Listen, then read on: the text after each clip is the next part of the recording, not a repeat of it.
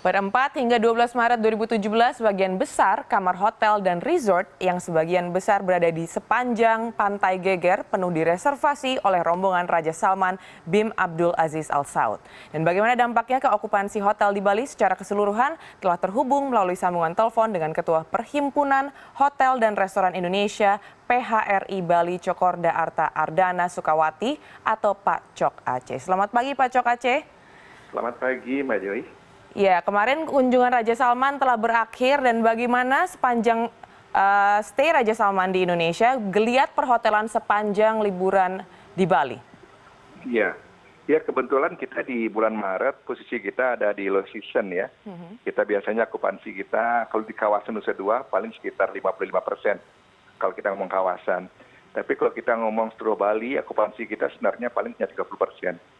Karena kita di Bali ada 130.000 kamar, sedangkan di kawasan Nusa Dua sendiri ada sekitar 10.000. Itu dibagi ada 41 hotel yang ada sepanjang Pantai Geger dan Nusa Dua, kawasan Nusa Dua. Nah, jadi dengan peningkatan 1.200 kamar yang dipakai sama rombongan Raja Salman, dari 1.500 jumlah rombongannya, saya monitor hanya terpakai 1.200 kamar. Nah, 1.200 kamar termasuk yang di blok semua. Nah, jadi ada perubahan di kawasan Nusa Dua, ada peningkatan okupansi rata-rata 12% peningkatannya di sana, di kawasan ya, di kawasan. Apakah itu termasuk tergolong cukup signifikan Pak Cok Aceh, mengingat bahwa saat ini sedang low season dan juga perpanjangan 3 hari dari Raja Salman itu sendiri, apakah dampaknya cukup signifikan secara keseluruhan? Ya tentu, khususnya untuk kawasan Nusa Dua. Karena kan memang hotel-hotel yang besar terpusat di Nusa Dua semua. Jadi dengan kedatangan Raja Salman secara langsung memberikan dampak yang signifikan terhadap perputaran uang selama 8 hari beliau di sini. Dan yang lebih penting lagi adalah mempunyai dampak signifikan ke belakang nanti terhadap market kita di Timur Tengah khususnya.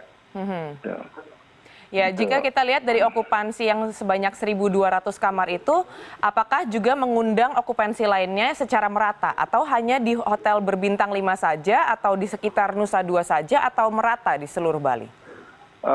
Ya, pasti menimbulkan cipratan keluar, tapi itu kebanyakan tamu yang tadinya maunya tinggal di hotel yang di-booking oleh Raja Salman, tamu-tamu yang di hotel tersebut lah akhirnya keluar, menjadi tempat keluar, baik di dalam kawasan Nusa Dua, masih dalam kawasan Nusa Dua, atau mungkin mereka nyiprat keluar, termasuk daerah Lovina, Ubud, dan lain sebagainya. Gitu. Nah, jadi ada dampaknya terhadap kedatangannya. Baik, jika kita melihat profil dari pengunjung Timur Tengah sendiri, bagaimana selama ini? Apakah ada peningkatan dari sejak 8 hari terakhir? Ada, peningkatannya ada, cuman belum terdeteksi. Tapi yang jelas ada, di luar rombongan pasti ada yang datang ke Bali. Kalau kita melihat okupansi atau kunjungan wisatawan Timur Tengah per 2016, itu sekitar 49.000. Memang relatif kecil kalau kita lihat secara kuantitatif. Tapi peningkatan tahun ke tahunnya, dari tahun 2015 ke 2016, Timur Tengah menduduki posisi yang tertinggi. Peningkatannya 59%. Bahkan kita bandingkan dengan Tiongkok pun yang sudah tinggi, itu di Tiongkok hanya 36%. Jadi kita optimis dengan peningkatan yang dengan persentase peningkatan yang tinggi tersebut, nanti di masa yang akan datang akan diikuti dengan jumlah juga yang akan makin banyak. Ini benefit yang kita rasakan, yang ingin kita peroleh di Bali. Kalau kunjungan Raja Salman selama 8 hari, mungkin perputaran uang yang kami cek dari beberapa tempat, beberapa sumber, selama 8 hari kurang lebih sekitar 400 miliar perputaran uang di Bali. Meningkat dengan kedatangan Raja Salman, hampir setengah triliun lah. Nah itu kan untuk transport daratnya, untuk hotel, untuk belanja-belanja. Nah itu yang terjadi di Bali selama 8 hari beliau di Bali.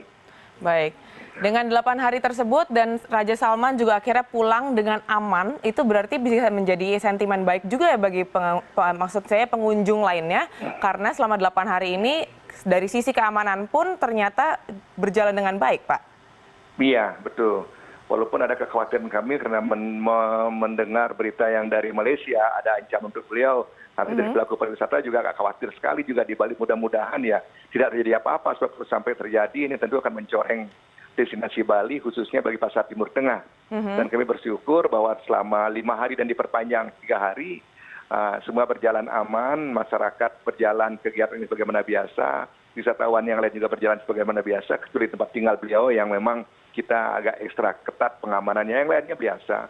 Keluarga kerajaan pun yang datang ke destinasi lain, itu juga berbaur dengan wisatawan yang lain. Ya. Baik Pak Coakse, terima kasih telah bergabung bersama kami di CNN Indonesia Business. Iya.